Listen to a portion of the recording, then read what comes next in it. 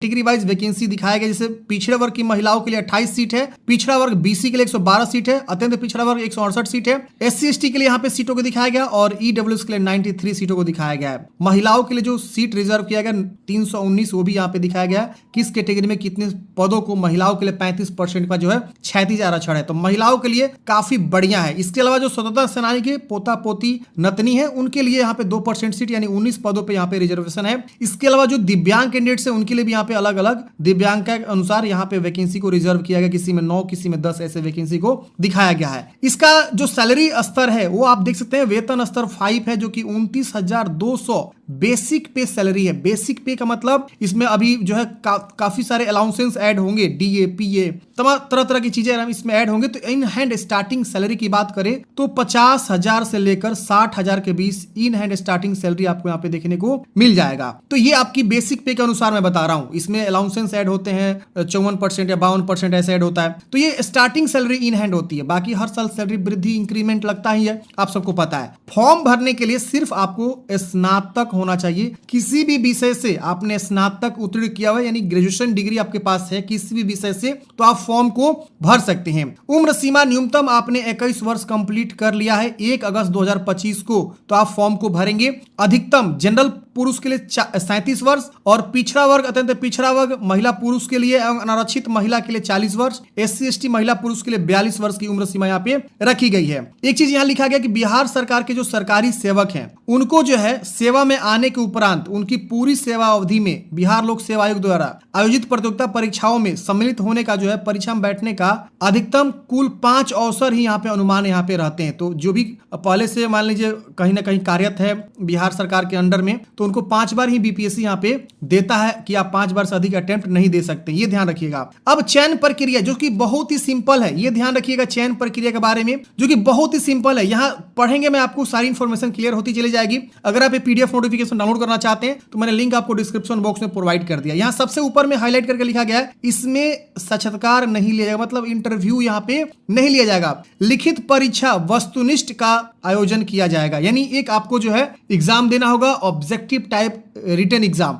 वो ऑफलाइन हो सकता है, ऑनलाइन भी हो सकता है, मोस्टली प्रोबेबिलिटी है कि वो ऑफलाइन ही होगा और इसमें इसी के आधार पे आपका यहाँ पे चयन किया जाएगा। अब जो आपका लिखित परीक्षा का पैटर्न है वो क्या है यहाँ पे देखिए, सब चीज आ गया है, आप देख लीजिए। सबसे पहले यहाँ पे विषय बोला गया तो सामान्य भाषा जिसमें आपको अंग्रेजी के 30 अंक रहेंगे और हिंदी के 70 अंक रहेंगे। ये ऑब्जेक्टिव टाइप ही होंगे और प्रश्नों की संख्या 100 रहेगी, 2 घंटे का समय मिलेगा और यहाँ पे 100 मार्क्स मिलेंगे आपको। Qualifying minimum 30% in both language, मतलब क्या कि 30 में आपको जो 30% लाना है और हिंदी में 70 मार्क्स में आपको 30% लाना है। अब 70 का 30% निकालेंगे, 7 तरीके 21 लगभग 21 नंबर होगा और इसमें लगभग 9 नंबर आपका पासिंग मार्क्स का क्वालिफाइंग होगा और इसमें 21 मार्क्स आपको क्वालिफाइंग मार्क्स होगा। यानी दोनों में आपको जो है इतना इतना नंबर लाएंगे तो आपका पहला जो पत्र होगा यानी पेपर 1 वो आप क्वालिफाई कर जाएंगे और ये जब तक आप क्वालिफाई नहीं करेंगे तब तक आपका अगला पेपर जांच नहीं होगा, समझ गए। अब दूसरा जो पेपर होगा वो सामान्य अध्ययन का होगा जिसमें 100 अंकों का होगा ऑब्जेक्टिव टाइप और सामान्य योग्यता जनरल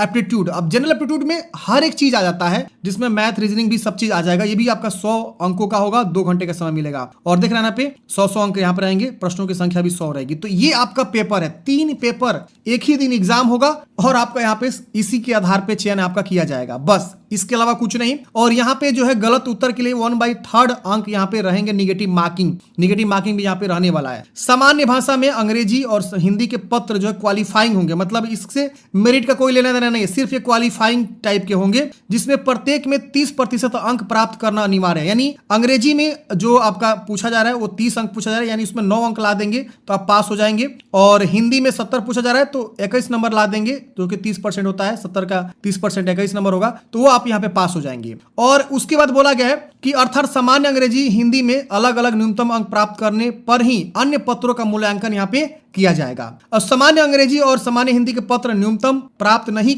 होने पर अभ्यर्थित्व पर विचार नहीं किया जाएगा, यानी आपको उसी वहीं पर रद्द हो जाएगा, आपका अगला पेपर जो है कोई भी आगे प्रोसेस नहीं हो पाएगा। अब पाठ्यक्रम भी दिया गया जो आपका सामान्य भाषा उसका पाठ्यक्रम क्या है, तो सामान्य अंग्रेजी और सामान्य हिंदी के जो प्रश्न होंगे इसी तरह के होंगे कि अभ्यर्थी की भाषा संबंधित प्रयोग की समझदारी और जांच की जा सके, यानी इसमें ग्रामर, स्पेलिंग मिस्टेक्स, जो भी सेंटेंस होते हैं, गद्यांश वगैरह होगा, ये सब आपके जो है लैंग्वेज से रहेंगे। सामान्य अध्ययन में क्या पूछे जाएंगे, तो यहाँ पे बताया गया सामान्य विज्ञान, राष्ट्रीय अंतर्राष्ट्रीय महत्वपूर्ण समसामयिक घटने यानी करंट अफेयर्स, भारत की इतिहास, इसके अलावा जो बिहार की इतिहास, प्रमुख विशेषताएं, सामान्य भूगोल और बिहार के प्रमुख भौगोलिक प्रभाग तथा यहाँ की महत्वपूर्ण नदियां, भारत की राज्य व्यवस्था और आर्थिक व्यवस्था, आजादी के पश्चात बिहार की अर्थव्यवस्था, ये सब इकोनॉमिक्स से क्वेश्चन आ जाएंगे।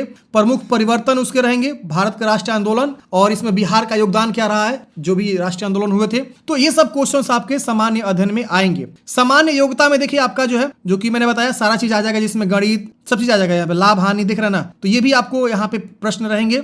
और ध्यान रखना है निगेटिव मार्किंग भी रहेगा, शाब्दिक एवं चित्रात्मक वर्गीकरण देख रहे ना, समानुपातिक, औसत ब्याज, लाभ हानि, ये सब आपके जो है सामान्य योग्यता जनरल एप्टीट्यूड में आ जाएंगे। तो ये आपको ध्यान रखना है और इसको आपको अच्छे से तैयारी करते रहना है। लिखित परीक्षा के उपरांत आपकी दस्तावेज की सत्यापन की जाएगी। अब दस्तावेज बहुत इंपॉर्टेंट है, अभी मैं आगे डिस्कस करूंगा। फॉर्म भरने से पहले ये सारे इंपॉर्टेंट दस्तावेज आप बनवा लीजिएगा, मैं अभी बताता हूँ। मेधा सूची, लिखित परीक्षा में प्राप्त अंकों के आधार पर आपका अंतिम चयन सूची में तैयार किया जाएगा। लिखित परीक्षा में प्राप्तांक समान होने की स्थिति में, मतलब जिनका मेधा क्रम निर्धारित किया जाएगा। लिखित परीक्षा एवं सामान्य विषय में भी प्राप्त समान होने की स्थिति में उम्र तथा उम्र की समानता होने पर देवनागरी लिपि में वर्णमाला के अनुसार जो नाम होंगे उनके उम्मीदवार को वरीयता यहाँ पे दी जाएगी। तो ये सारी इंफॉर्मेशन यहाँ पे दिया गया। अब आप बात आती है डॉक्यूमेंटेशन के बारे में। देखिए समझ लीजिए, जो लोग SC ST से आते हैं, बिहार के निवासी हैं, देखिए अदर स्टेट है तो कोई जाति निवासी की आवश्यकता नहीं होती है, सिर्फ उनको डॉक्यूमेंट्स लगेगा, क्वालिफिकेशन वाला, मैट्रिक, इंटर, ग्रेजुएशन, ये 3 डॉक्यूमेंट्स उनको देना होगा फॉर्म भरते समय, जिसमें उनका मार्कशीट लग सकेगा, सर्टिफिकेट लगेगा ये, और फोटो लगेगा, बस इतना ही सिग्नेचर लगेगा। बिहार के बारे में मैं बताता हूं, जो बिहार से आते हैं उनके लिए देखिए जाति, अगर SC ST से हैं तो उनको जाति प्रमाण पत्र और निवास प्रमाण पत्र जो आपका रेवेन्यू ऑफिसर बनाता है, जो ब्लॉक स्तर बनते हैं, वो आप यहाँ पे लगाएंगे। अगर कोई BC EBC से आता है तो उस केस में उनको जो है यहाँ पे देखिए राजस्व अधिकारी, अंचल अधिकारी के द्वारा क्रिमिनल रहित प्रमाण पत्र यानी NCL उनका यहाँ पे लगने वाला, तो आप NCL बनवा लेंगे और निवास तो लगेगा ही लगेगा। बिहार के निवासी के लिए भले वो जनरल से आता हो या किसी कैटेगरी से रिजर्वेशन से आता हो, उनको निवास लगना ही लगना है। इसके अलावा जो रिजर्वेशन कैटेगरी से आता है उनको जाति प्रमाण पत्र, BC EBC से आता है तो उनको NCL सर्टिफिकेट, यहाँ लिखा हुआ है, मैं अपने मुंह से नहीं बोल रहा हूँ, अपने दिमाग से नहीं बोल रहा हूँ, यहाँ पे सारा चीज लिखा हुआ है। अगर कोई जो है EWS से आता है तो अपना EWS सर्टिफिकेट और निवास प्रमाण पत्र ये अपना बनवा लेगा। अगर कोई महिला है, मैरिड है, तो वो अपने जो है पिता के एड्रेस से जाति प्रमाण पत्र वो सब अपना बनवाएंगे, ये ध्यान रखना है। दिव्यांग पर्सन है तो दिव्यांग सर्टिफिकेट अपना लगेगा, और जो रिजर्वेशन लेना चाहता है पोता पोती नतनी के लिए, वो वाला जो आता है आपका भूतपूर्व सैनिक वाला, तो उसके लिए आपको जो है अपना जाति बनवा लेना है। फॉर्म भरते से में क्या क्या लगेगा, तो देखिए यहाँ पे मैट्रिक का प्रमाण पत्र लगेगा, स्नातक का जो है प्रमाण पत्र लगेगा, और स्नातक का अंक पत्र, दोनों ये चाहिए। और पिछड़ा वर्ग, पिछड़ा वर्ग से आते हैं तो क्रिमिनल रहित प्रमाण पत्र जो मैं बताया NCL लगेगा, और SC ST से आते हैं तो जाति प्रमाण पत्र और वो जो आपका निवास प्रमाण पत्र वो लगेगा। निवास सबको लगना है, ध्यान रखिएगा। और महिला उम्मीदवार के लिए पिता के नाम से एवं पता के निर्गत जाति एवं स्थायी निवास प्रमाण पत्र आपका यहाँ पे लगने वाला है। आर्थिक रूप से कमजोर कोई है तो अपना EWS लगाएगा। और बिहार राज्य के स्थायी निवासी जो आरक्षित महिला उम्मीदवारों के लिए पिता के नाम एवं पता से निर्गत स्थायी निवास प्रमाण पत्र उनको यहाँ पे लगाना होगा। ये सब डॉक्यूमेंट से स्वतंत्र सेनानी के पोता पोती नतनी है तो यहाँ पे उनको अपना जाति देना, उनको उनका अपना जो सर्टिफिकेट देना होगा। दिव्यांग है तो दिव्यांग सर्टिफिकेट देना होगा। भूतपूर्व सैनिक है तो उनके लिए जो दवा करते हैं उनके लिए सर्टिफिकेट जो लगता है। और केंद्र सरकार, बिहार सरकार के अन्य किसी जो है अगर पद पे आप नियुक्त हैं, कार्यरत हैं, तो उसका नो ऑब्जेक्शन सर्टिफिकेट NOC उनको देना होगा। पहचान पत्र जैसे कि कोई एक ID प्रूफ, जैसे आधार हो गया, पेन हो गया, DL हो गया, वोटर ID कार्ड हो, कोई एक ID प्रूफ आपको देना होगा। और हाल ही का खींचा हुआ 4 पासपोर्ट साइज का फोटो आपको लगेगा फॉर्म भरने में। और लिखित परीक्षा में भरे हुए ऑनलाइन आवेदन पत्र की प्रति आपको ये सब लगता है। तो ये सब डॉक्यूमेंटेशन के बारे में बताया गया, आप एक बार जरूर चेक कर लेंगे। सबसे इंपॉर्टेंट पॉइंट, फी कितना लगेगा, तो मात्र 100 रुपए। जी हाँ दोस्तों, आप सबको बता दूं, आपको पता होना चाहिए कि हाल ही में जो है माननीय CM नीतीश कुमार जी के द्वारा घोषणा किया गया कि बिहार में जितने भी अब एग्जाम होंगे 700, 800, 900 रुपए लिए जाते थे फी के तौर पे, अब वो कोई भी फी आपका जो है मात्र 100 रुपए लगेगा। तो वही चीज बताया गया सामान्य प्रशासन विभाग के द्वारा जो है, ये ज्ञापन संख्या आप देख सकते हैं आलोक में, प्रत्येक अभ्यर्थी को मात्र 100 रुपए ही परीक्षा शुल्क यहाँ पे जमा किया जाना है। इससे अधिक मतलब हर एक विद्यार्थी, भले वो SC हो, ST हो, BC हो, EBC हो, अदर स्टेट का हो, सबको 100 रुपए एक जैसा फी कर दिया गया। ये सबसे बेस्ट निर्णय यहाँ पे बिहार सरकार ने निकाला हुआ है, जो कि मुझे नहीं लग रहा है कि इनका दिमाग है, लेकिन मुझे जहां तक लग रहा है हम इनके लिए काफी जो है सैल्यूट करते हैं कि ऐसा जो है इन्होंने नियम बनाया, सबके लिए समान फी का जो यहाँ पे